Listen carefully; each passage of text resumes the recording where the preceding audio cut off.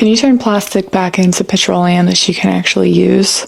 And I find that Julian, who's doing it, he built a reactor.